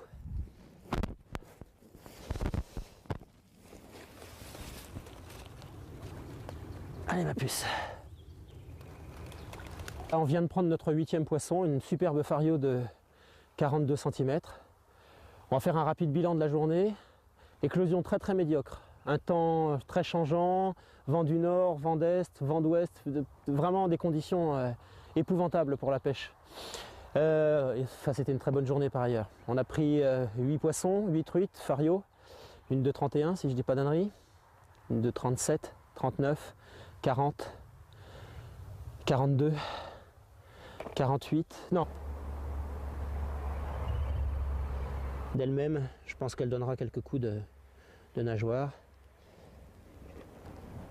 Elle viendra, elle me dira qu'elle peut naviguer toute seule.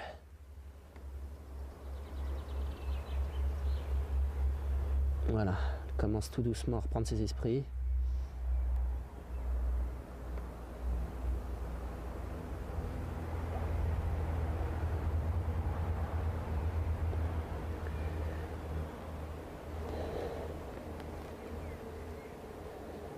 Voilà, nous allons la laisser partir. Voilà, ça y est. Quel beau poisson. Adieu ma belle, ou mon beau plutôt. Alors, séquence gag, ce qui va faire bien rire mes enfants si jamais ils voient ça. Voilà ce qui vient de m'arriver. Enfin, ce qui vient de m'arriver, ça fait 1 heure. J'étais dans l'eau, j'ai commencé à me mouiller sur la prise d'un poisson. Puis quelques instants après, j'ai glissé sur des pierres. J'ai passé 3/4 d'heure dans l'eau glacée, là j'étais frigorifié. À ce sujet, je voudrais vous recommander lorsque vous allez pêcher loin de chez vous, et notamment s'il vous arrive de pêcher dans l'eau, emportez toujours un vieux pantalon, une paire de bottes en double, c'est pas plus mal, paire de chaussettes, dans un vieux sac, dans le fond de la voiture, c'est pas plus mal, ça peut vraiment être utile. Là on est au mois de juin, il fait pas très chaud, mais pas très froid non plus bien sûr.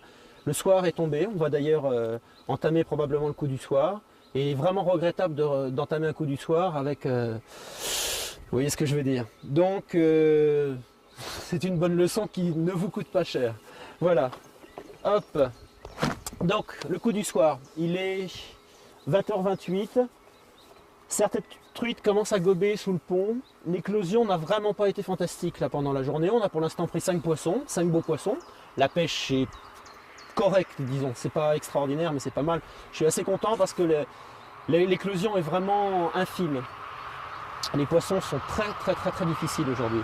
J'espère qu'on aura une belle soirée. Le temps s'est levé, c'est pas mal. Donc le coup du soir va commencer là dans quelques instants, probablement vers 9h, dans une demi-heure à peu près. Et nous pêcherons donc probablement jusqu'à 10h, 10h30. Donc ne vous y tenez pas, si l'image devient de plus en plus sombre, c'est tout à fait normal, ce n'est pas votre téléviseur. c'est nous, c'est le ciel, c'est comme ça. Voilà, en tout cas c'était une très belle journée. J'espère que le coup du soir sera à la hauteur.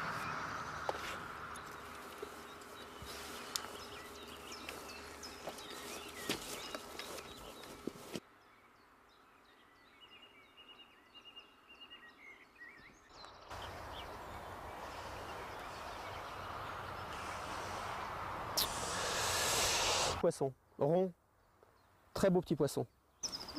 Je ne vais pas la mesurer, je la remets à l'eau tout de suite. Elle est jeune. Allez ma puce. Je viens de repérer un poisson dans le coin. Il monte d'une façon très sporadique. J'ai l'impression, je peux me tromper, mais que c'est une arc-en-ciel, une truite arc-en-ciel, car elle a l'air de naviguer pas mal en hauteur. Elle est tantôt à 10 mètres de moi, tantôt à 15 mètres. C'est pas vraiment un comportement d'une truite fario. Ça a l'air d'être un assez joli poisson dans la mesure où les gobages sont relativement discrets. On va tenter notre chance.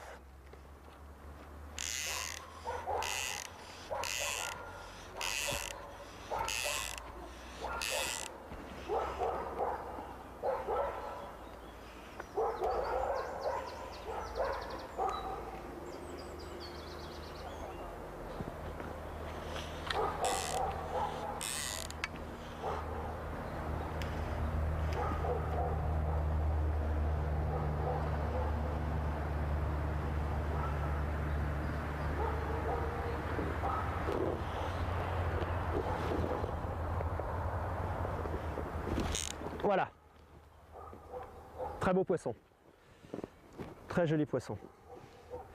Vous voyez? Non, je pense que c'est une fario d'ailleurs, je pense pas que ce soit une arc. Voilà, troisième ou quatrième passage, je ne sais plus, elle est venue gober ma mouche, tranquillement. Je crois que c'est un beau poisson malgré tout. Oh oui, c'est un beau poisson. Très grosse traction. Oh là! Surtout lorsque vous vous bagarrez avec un poisson, enfin j'aime pas trop le mot mais bref, ne soyez pas brutal. Soyez ferme, souple, et c'est là où l'importance d'une canne de qualité joue son rôle. Ah, très très belle fario. Très beau poisson. Sans brutalité. Vous êtes ferme, vous êtes prêt à relâcher du fil en permanence. Le poisson va se fatiguer tout seul. Là, c'est la phase critique. Le poisson se rapproche de moi. Il risque de venir dans mes chaussures. C'est exactement ce qui se passe. Je déteste ça. Voilà. Je lève bien haut la canne. Importance d'une canne de grande taille. Il cherche à rejoindre probablement son abri qui est dans les herbiers là-bas. C'est un beau poisson. Très beau poisson.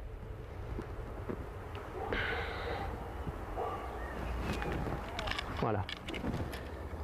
Méfiez-vous, lorsque le poisson commence à vous voir, il peut avoir des réactions assez violentes.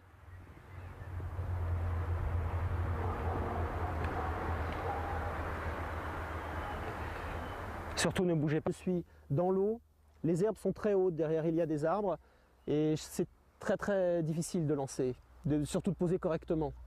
Voilà, regardez, je vais poser ma canne et vous présenter cette première truite de la journée qui est vraiment un poisson absolument superbe. Oh, pardon, je voudrais pas trop la maltraiter parce qu'elle va le retourner à l'eau. Vous voyez, très peu de points rouges, des points noirs.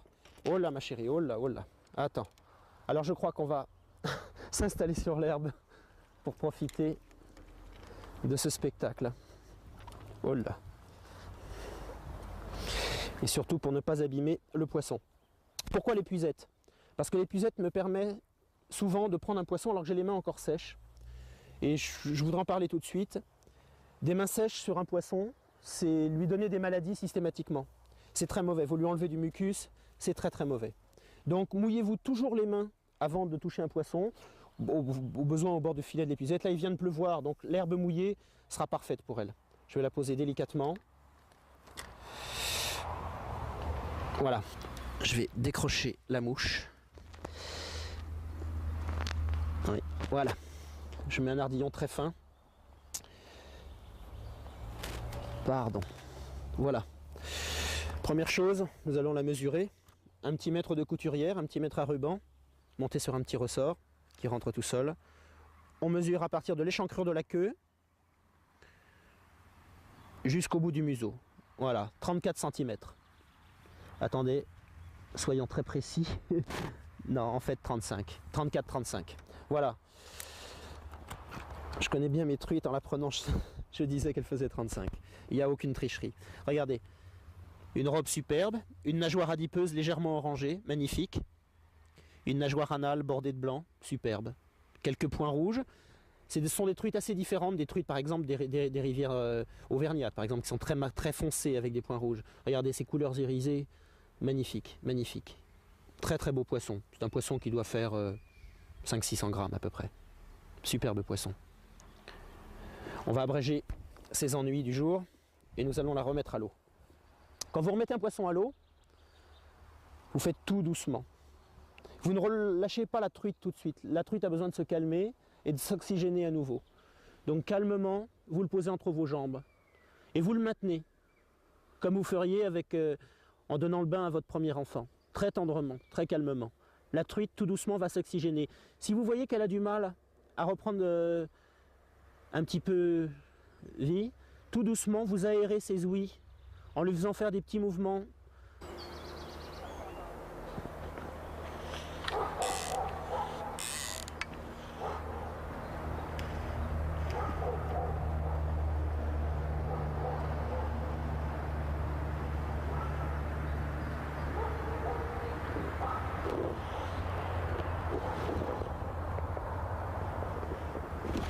Voilà. Très beau poisson. Très joli poisson. Vous voyez? Non, je pense que c'est une fario d'ailleurs. Je pense pas que ce soit une arc. Voilà. Troisième ou quatrième passage, je ne sais plus. Elle est venue gober ma mouche, tranquillement. Je crois que c'est un beau poisson malgré tout. Oh oui, c'est un beau poisson. Très grosse traction. Oh là! Surtout lorsque vous vous bagarrez avec un poisson, enfin j'aime pas trop le mot mais bref, ne soyez pas brutal. Soyez ferme, souple, et c'est là où l'importance d'une canne de qualité joue son rôle. Ah, très très belle fario. Très beau poisson. Sans brutalité. Vous êtes ferme, vous êtes prêt à relâcher du fil en permanence. Le poisson va se fatiguer tout seul. Là, c'est la phase critique. Le poisson se rapproche de moi. Il risque de venir dans mes chaussures. C'est exactement ce qui se passe. Je déteste ça. Voilà. Je lève bien haut la canne. Importance d'une canne de grande taille. Il cherche à rejoindre probablement son abri qui est dans les herbiers là-bas. C'est un beau poisson. Très beau poisson.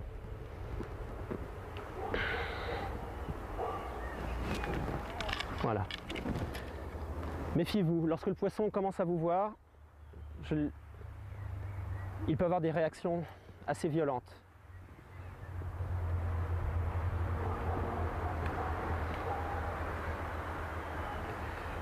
Surtout ne bougez pas trop, ne remuez pas dans tous les sens. Le poisson est stressé, voilà, doucement, doucement. Ne précipitez pas les choses. Très beau poisson. Truite fario, un mâle, très certainement, vu la forme de son bec. Très très beau poisson. Voilà.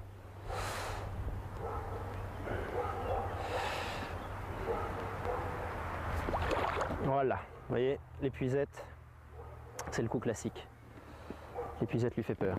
J'ai peut-être passé, tendu mon fil. Ah oui, c'est un beau poisson. Voilà.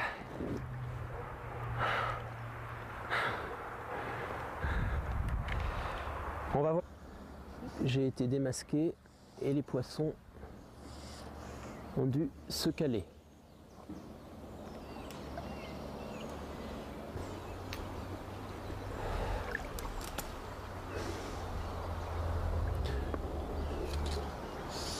J'ai un petit peu pêché à l'instinct et j'ai pas prévenu. Voilà, j'ai accroché une très belle fario en face. J'ai vu un gobage lorsque j'attaquais, enfin du moins je l'ai entendu, lorsque j'attaquais le poisson sous le sureau. Et finalement, vous voyez, une jolie petite fario qui doit avoisiner ses 35 cm à peu près, à mon avis. Voilà, elle a pris ma mouche au premier passage. Vous n'avez pas pu le voir à l'image.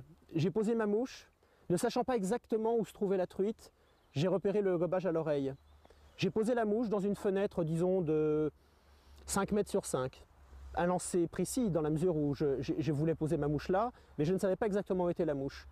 En plus, c'est en aval de moi. J'ai donc posé la mouche et délicatement, j'ai animé ma mouche très très légèrement pour donner à ma mouche un petit peu d'activité, comme si c'était un subimago en train d'éclore à la surface.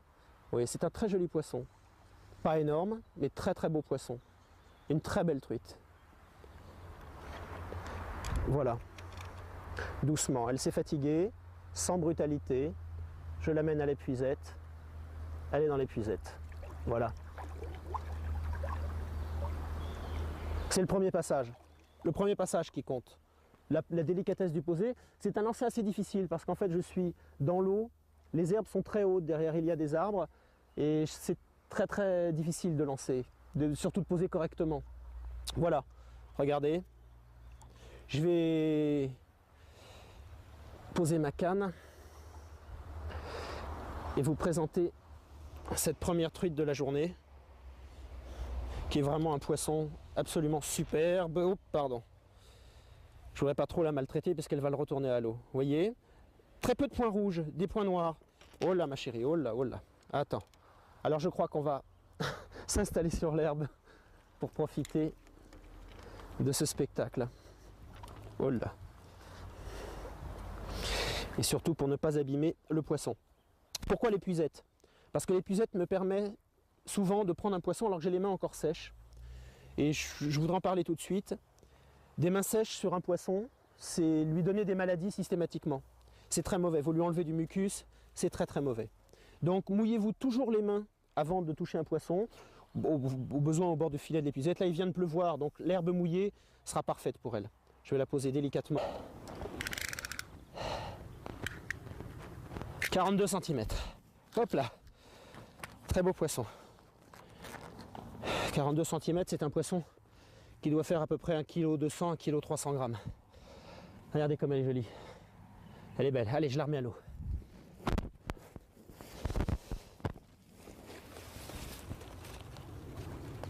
Allez ma puce. Là, on vient de prendre notre 8e poisson, une superbe fario de 42 cm. On va faire un rapide bilan de la journée. Éclosion très très médiocre. Un temps très changeant, vent du nord, vent d'est, vent d'ouest, vraiment des conditions épouvantables pour la pêche.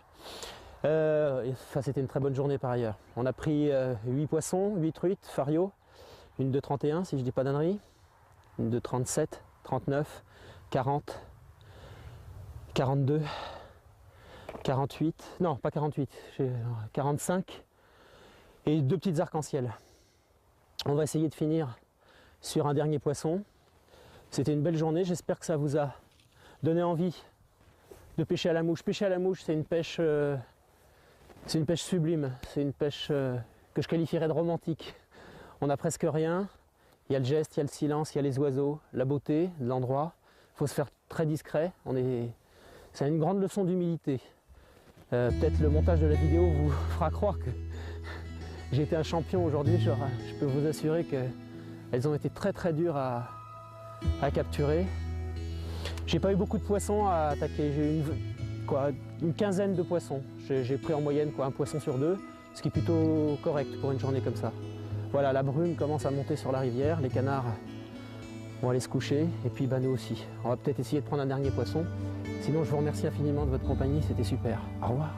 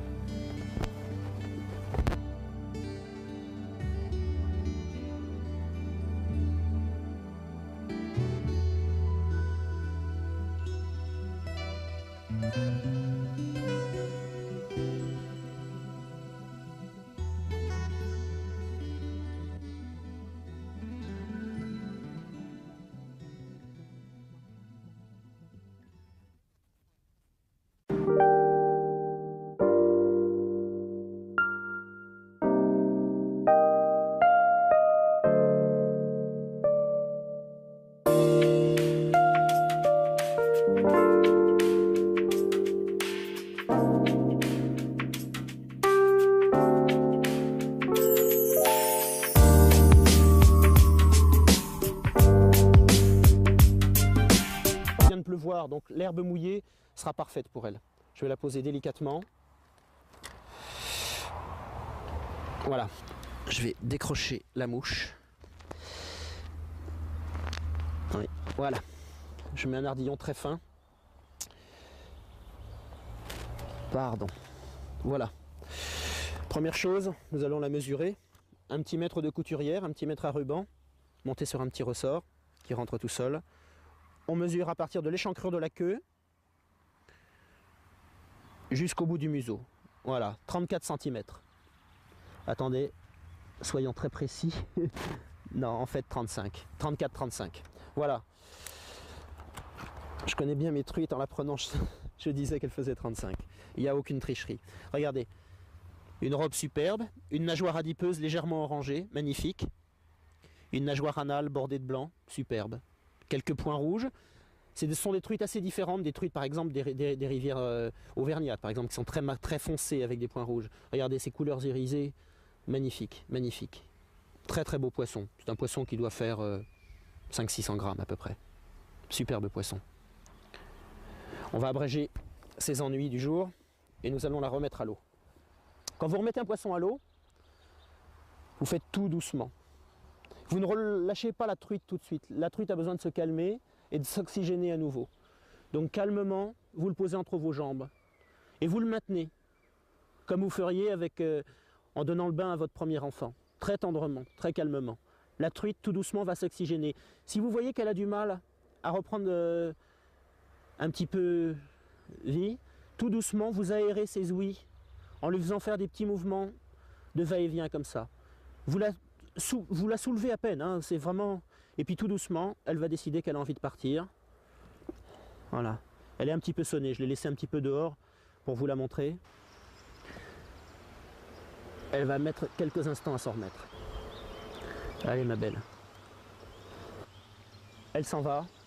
En général, les poissons restent, hop là, voilà, elle s'en va tout doucement. En général, les poissons restent très près de l'endroit où vous les remettez à l'eau. Ils ont besoin vraiment d'une petite cure de sommeil.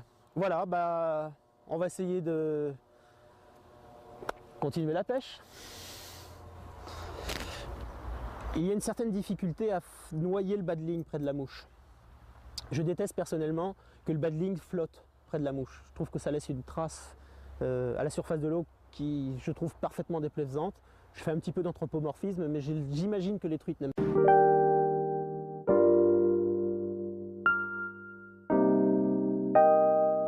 pas ça. Pour ça, on a inventé deux produits. La nature...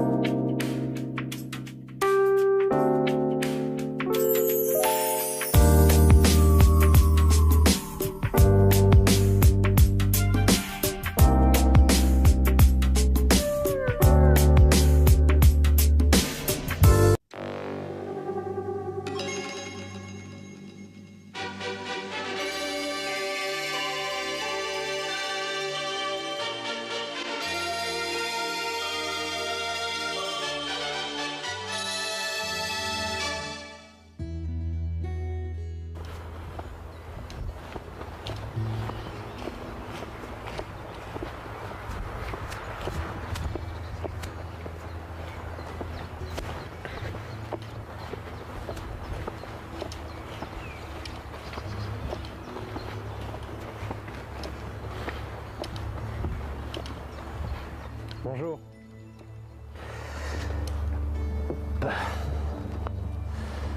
Voilà, je m'appelle Didier Brun et aujourd'hui je vous invite à une partie de pêche assez étonnante. La pêche à la mouche et notamment la mouche de mai. Une canne, quelques mouches et on risque de prendre de très beaux poissons. Aujourd'hui le temps est a priori très beau mais on risque d'avoir quelques averses. Pour l'instant, à la surface de l'eau, il n'y a pas d'éclosion de mouches de mai. Et donc nous allons en profiter pour faire un bref aperçu de l'aspect technique de cette pêche. Et je vais vous présenter la rivière d'abord. Nous sommes ici au bord de l'Iton, qui est une rivière normande de première catégorie. Vous voyez, c'est une rivière de moyenne largeur, assez lente, assez calme, un cadre assez romantique. C'est une rivière qui est composée de trois parties. En aval, Vous avez une partie très lente, assez large, une partie très difficile à pêcher, plus spécialement adaptée à une pêche de soir. Dans le milieu, au milieu là vous avez une petite passerelle en bois qui est ravissante, marque à peu près le milieu du parcours. Les trous sont plus marqués, les poissons sont postés de façon un petit peu plus évidente. Ensuite nous arrivons au milieu, le fond se diminue un petit peu, les herbiers sont un petit peu plus apparents comme vous pouvez le voir. Et on arrive en haut du parcours, dans une zone un petit peu plus évidente, je dirais, avec des radiers, avec des herbiers plus marqués, des contre-courants, des courants. Voilà. Alors, la pêche à la mouche de mai. Qu'est-ce que la mouche de mai d'abord? La mouche de mai, eh bien, c'est un insecte aux mœurs assez étonnantes.